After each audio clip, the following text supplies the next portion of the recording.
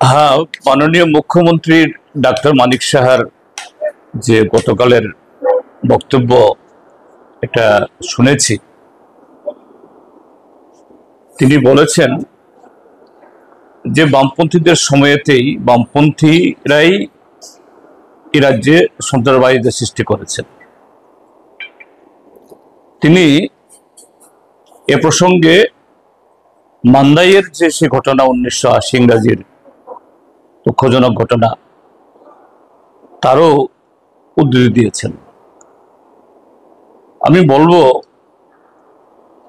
যারা শিক্ষিত মানুষ যদি অশিক্ষিতের মতো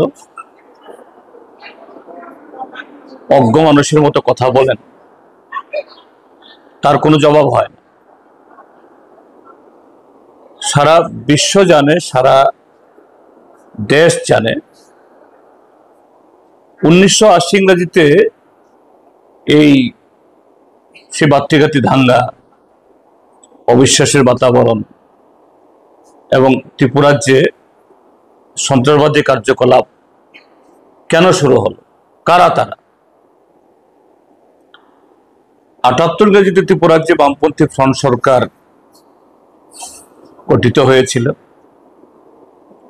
সমস্ত কায়েমি স্বার্থকে পরাজিত করে, কোণঠাসা করে এবং সিপিআইএম তথা বামফ্রন্ট তার নির্বাচনী প্রতিশ্রুতি অনুসারে বিগত দিনে জনগণের যে সমস্ত ইস্যুগুলোকে নিয়ে তারা এই রাজ্যে গণতান্ত্রিক আন্দোলন সংগঠিত করেছিলেন, এডিসি গঠন করার জন্য, ভূমি সংস্কার সম্পাদিত করার জন্য, ত্রিস্তর পঞ্চায়েত না হলেও যে ক্ষমতার বিকেন্দ্রীকৃত করার জন্য, যে শিক্ষা ব্যবস্থা শহর এলাকার মধ্যে সীমাবদ্ধ ছিল এটাকে ছড়িয়ে গ্রামাঞ্চলে ছড়িয়ে দেওয়ার জন্য 78 ইংরেজিতে কমরেড নৃপেন চক্রবর্তীর নেতৃত্বে সেখানে এই অচলায়তন ভেঙে, যেটাকে আমরা বলি বিকল্প কর্মসূচি, সেই বিকল্প কর্মসূচি শুধু ত্রিপুরা কেন সারা দেশের মধ্যে এই ত্রিপুরাজ্যের মধ্যেই তৎকালীন বামফ্রন্ট সরকার পথ দেখিয়েছিলেন। সারা দেশে কোথাও যখন মিড ডে মিল শুরু হয়নি, এই রাজ্যে মিড ডে মিল শুরু হয়েছিল। এখন নানা ধরনের সামাজিক ভাতা চালু হয়েছে সারা দেশে, এই ত্রিপুরাজ্যে প্রথম সামাজিক ভাতা শুরু হয়েছিল। এই ত্রিপুরাজ্যে এই বিধবাদের পেনশন, অতীতে আমাদের দেশে হাত তোলা ভোট, সে জায়গাতে গোপন ব্যালটে ভোট, এবং সবচেয়ে যুগান্তকারী সিদ্ধান্ত যে ট্রাইবেলদের, আদিবাসীদের অধিকার সুরক্ষিত করার জন্য এডিসি তৈরি করা, তখনই কায়েমি স্বার্থ। একদিকে টিউজেস, আজকে ত্রিপুরা মথার যারা পূর্বসূরীরা, যারা নিজেদেরকে বিশুদ্ধ পাহাড়িয়া দল বলতেন, একমাত্র ট্রাইবেলদের প্রতিনিধি হিসাবে এখন যেমন ত্রিপুরা মথা আইপিএফটি বলে তারাও বলতেন, তাদেরও দাবি ছিল এডিসি গঠনের। যখন বামফ্রন্ট সরকার এডিসি গঠনের ডাক দিল, উদ্যোগ শুরু করলো, তখন তারা স্লোগান তুলে জানা আগে বিদেশি বিতরণ, পরে এডিসি নির্বাচন। বিদেশি কারা? 1949 ইংরাজির পর, দেশভাগের পর তৎকালীন পূর্ব পাকিস্তান থেকে যারা এই দেশে উদ্বাস্তু হয়ে এই আশ্রয় দিতে বাধ্য হয়েছিলেন, তারা, তাদের সন্তান সন্ততি সবাই। তো একদিক থেকে টিউজেসকে দিয়ে এই স্লোগান তোলানো হয়েছিল, আরেক দিকে হলো আমরা বাঙালি। এবং তৎকালীন সময়তে ত্রিপুরাজ্যের মধ্যে প্রধান বিরোধী দল কংগ্রেস যে রক্ত দেব এডিসি দেব না।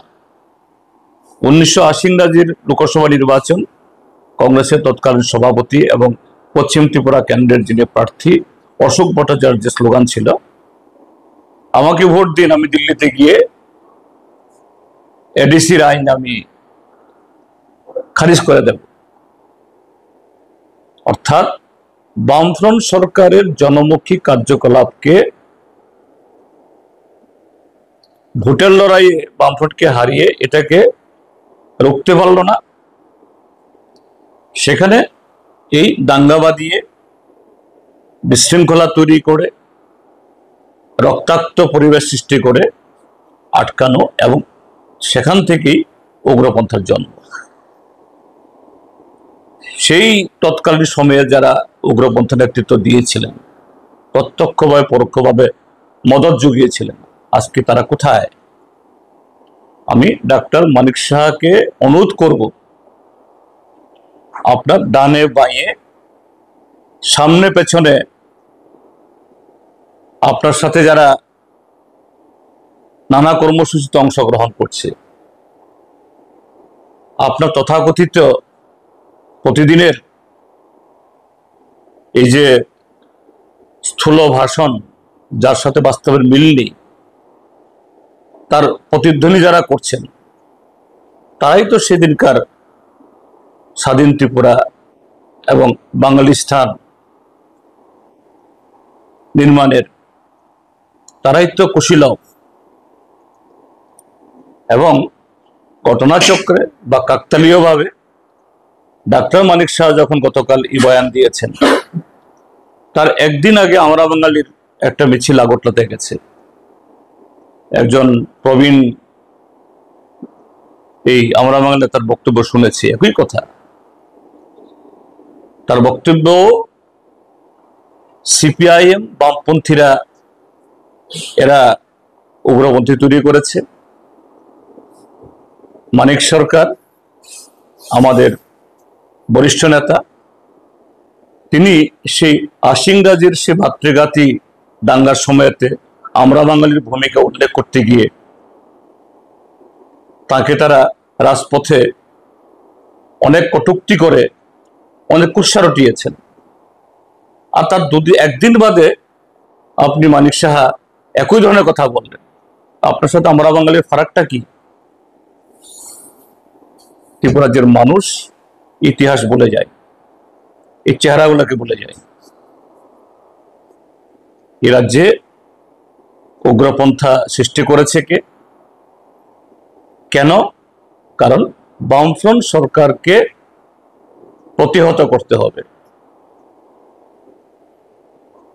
নির্বাচনী ময়দানে হারানো যাচ্ছে না, কাজেই পেছন থেকে এখন অন্য কায়দায় আপনারা সরকার দখল করছেন। তখন উগ্রপন্থার হাত ধরে সরকারে আসার চেষ্টা করতেন, যে কায়দাটা তার মধ্যে পার্থক্যটা এখানে। কিন্তু আপনারা সবাই একই নৌকার যাত্রী। মুখে আপনারা জনগণের কথা বলেন, রাজ্যের কথা বলেন, দেশপ্রেমের কথা বলেন, কিন্তু বাস্তবে এই সাম্প্রদায়িকতা, উগ্র জাত্যাভিমান, স্বাধীন ত্রিপুরা, স্বাধীন বাঙালিস্তান, ত্রিপুরাল্যান্ড, গ্রেটার ত্রিপুরাল্যান্ড, এই শব্দগুলো সবটাই একটা আর একটা সমার্থক। এইভাবে ত্রিপুরা রাজ্যের মানুষকে বিভ্রান্ত করা যাবে না।